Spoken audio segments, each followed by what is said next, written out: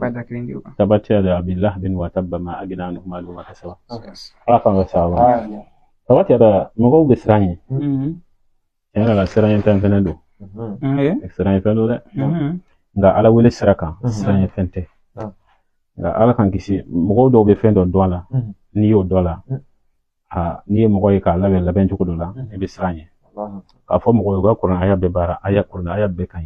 defu ma de te Qur'an aya la voilà defu ma tala tabbat yada ni igar shiga Qur'an shiruke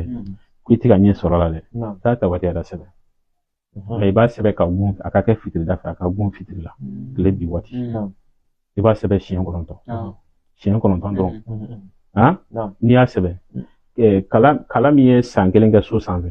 a kɛra guakala de ye a kɛra bin de ye i b'o jeni ko mugu k'a la i k'i ko a la su kelen ko kelen o garisɛgɛ foni kelen b'a ye tabbat yada ka jugu siri ma kojugu ala kan bɛ sawa suna a kɛcogo de b'ala kan kisi o ma n'u y'o kɛ babɛlɛ la ka t'o don kaburu dɔ la o man ɲi dɛ ala kan kisi o ma kɛcogo wɛrɛ bɛ yen n'u y'a don tori la o bɛ funu dɛ o bɛ funu a bɛ taa laban saya ma ni da magana mɔgɔ bɛna nɔ subhanallah ala kan kisi o di mɔgɔ ma dɛ an kɛ n tun ko mina muso dɔ bamɔrɔden n'a ye ɲɔnɔ ala ma kita la dɛ a tun bɛ lakali wallahi a tun bɛ lakali ne y'a fɔ mɔgɔ kana daba la fɛn dɔ n'a sababa t'i bolo quoi ne kɔni tɛ min na o de ye kana mɔgɔ baga baga fu n'i ko karisa n bɛ nin kɛ a siga t'a la y'a sɔrɔ i labɛnnen don a ka ordre de dɔrɔn i ka su a kan a bɛ lakali ala kan bɛ sababu ni an ka ɲininkali laban ye dɔw ko zaban ladɔn nafa jumɛn b'o la zaban ladɔn nafa ka ca zaban ladɔn mɔgɔ min ka denko gɛlɛyara n'a tɛ ka ɲɛ sɔrɔ den na dɔgɔtɔrɔw ka analyse kɛ k'a lajɛ ko foyi t'a la ɲɛ foyi ma sɔrɔ a ka denko la fɛn fila bɛ to ɲini ni ala sɔnna i bɛ den sɔrɔ ni ala ka diɲɛ ye i bɛ Qur'an aya dɔ sɛbɛn k'a dafa n'o ye n bɛna tila k'o aya in fɛnɛ bila taa zaban ladɔn kari alamisa donya fɛ sɛ min bɛ yen n'a kun ye fan da ma a y'a fan bɛɛ tɔrɔ m'a fɔ a wulila ka fan tɔ to dɛ a y'a bɛɛ tɔrɔ ka wuli a kɛra yen n'a sɔrɔ hali n'a kun ye fan den kelen da ma a y'o tɔrɔ tant que n'a y'o tɔrɔ kama o fan den kelen in fara o foroko jalan dɛ taa o ni zaban ladɔn sisi Qur'an aya bɛ rabbi la tazarni fardan wa anta khairul warisin rabbi la tazarni fardan wa anta khairul warisin nabila zakariya ka duwawu a ye denko ɲini ala fɛ ni duwawu min taa nin kɛ n'i ye nin sɛbɛn siɲɛ 70 i bɛ zaban ladɔn ni sɛfan jeninen mugu k'a la i ka to k'a min mɔgɔ mɔgɔ ka denko gɛlɛyara ala taala b'i sɔn den na zaban ladɔn ka sanga sɔrɔ adamadenw cɛ la kulonkɛ fara sɛbɛ kan k'a kɛ sanga tigi ye k'a zaban ladɔn kari mais i b'a ko ni nɔnɔ kɛnɛ ye k'a laja kilisi t'a la i bɛ to k'a mugu kɛ koliji la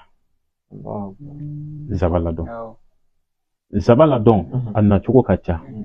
mais i bɛ zaban ladɔn ani ngunan ladɔn diɲɛ dawula ɲininaw mɔgɔ min ka dawula ɲini zaban ladɔn ani ngunan ladɔn to k'a ɲini ni ngunan ye ale fari nugulen don wala i ko bɛ diya adamadenw ye ten dɛ zaban ladɔn nafa ye jumɛn ye n'i ye hɛrɛ dɔ sɔrɔ yan'o ka ban dɔ wɛrɛ bɛ s'i ma i n'a fɔ zaban bolo ɲagaminen de cogo la i ka hɛrɛw a to ka mun ayiwa question caman nɔgɔyara ayiwa n'ala sɔnna an b'a lajɛ an bɛ dansigi kelen kɛ nka bi de nin se b'an ye ka dɔɔnin kɔrɔ ninnu dɔw labɔ ka se ka bila réseau kan bɛɛ tɛ se ka da la dɔw bɛ sa u tɛ da la o yɛrɛ denw bɛ tila ka sa u tɛ da la nka u mɔdenw bɛna sɔrɔ tiɲɛ don o kɔrɔ adamaden ka da i ka ko la kana da la ani tiɲɛ don ni tiɲɛ tɛ kelen ye a faamuyara danaya ye ala taala ka hinɛ dɔ de ye ni ala y'a di adamaden ma i dusukun bɛ sɔn mais ni ala m'o hinɛ in kɔni kalifa i la a bɛ dusukun ja i tɛ se ka danaya sɔrɔ a la i miiri la i bɛ fɛn faamu cogo wɛrɛ la min an b'a faamu cogo wɛrɛ min yɛrɛ tɛ kelen ye adamaden jigi kana tigɛ a kan jigi kana ala tigɛ k'a fɔ ko sira tɛ yen i bɛ se ka ala sɔrɔ ni sira min ko ko bɛ ni ala y'a bila adamaden kan a ye bɔda dɔ to ye o dɔnbaliya de b'a to peut-être i bɛ t'i yɛrɛ don da caman fɛ ɔ kuma dɔw la ni ala b'a fɛ k'i hinɛla tuma min na i bɛna bɔ o da in fɛ i yɛrɛ b'a tiɲɛ la hali n kun ka daminɛ yan fɛ ala k'an bɛɛ sababa ma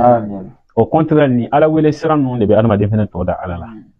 be da ni bi da ala ka masala ka fa ya adama don fana naja wa allama adama asma'a kullaha kwa ya an fa adama la duniya to bela tilina o dona mi na wodi an fa adama ma asma'u fen chaman to ko do ko da ala ta la adama den la diani dien dan fembe go bena tambe jwan yire la kanya la jine la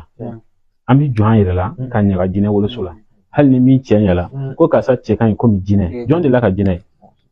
ka che kan ko mi jine wolo so e de la ka jine wolo so ya woni galon tellement que am bani jwan yire ala mu e farafi na ba fam ko ka so anga telephone che ni mabo da ni mora ko fere ay ni mabo da ni mora français de e ni telephone mora fo allemand de yeah pour que aka valoriser ka se ka soigner mais ni ko ko ka ya glan ay anga dugula do de ya glan ay malian do de nabe ay anti dan shila faka fodro ka bora ya fedo fo de ka bon ngolo la anga se ka sabata an yeruka anga dala fina ko law tala fina so fen jama ala kan be sawa donc amben delun de bla wala mo ko se ko mi we ka partager la de nyoma mbekla ka min fo ka faraka chana ne te minya we kuma be kan ta privé la ko ni delu chima ne to nya atina fo ne sigle be delu butiki dala ko mo ko kana do kana tata ote mfendo do romba akaria mfendo ala ka di bema kwa kana do ba di bema mais mi financer yi boke mi seti di soko ali ay école de école maître be école don kala auto be nyonga classe ngode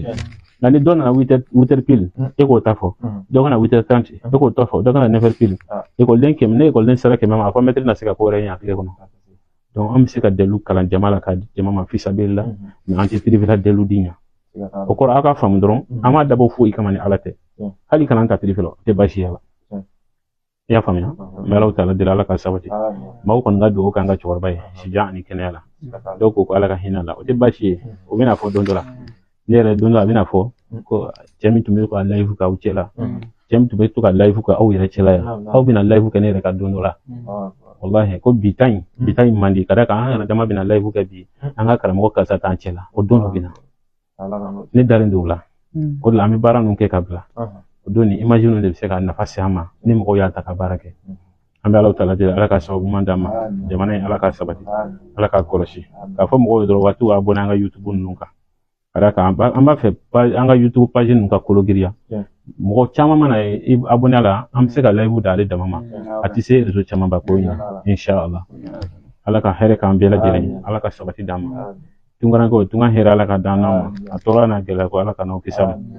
anga jamana be wati gira mun kono anya kalfa Allah taala ala min te kalfa ce anya kalfa masala masami na te sunugo anya kalfa masala masami ni addeselinte anya kalfa masala masami ni ti fuako anya kalfa masala masami ni abedde sake abisi ibiti sika kono o masate Allah taala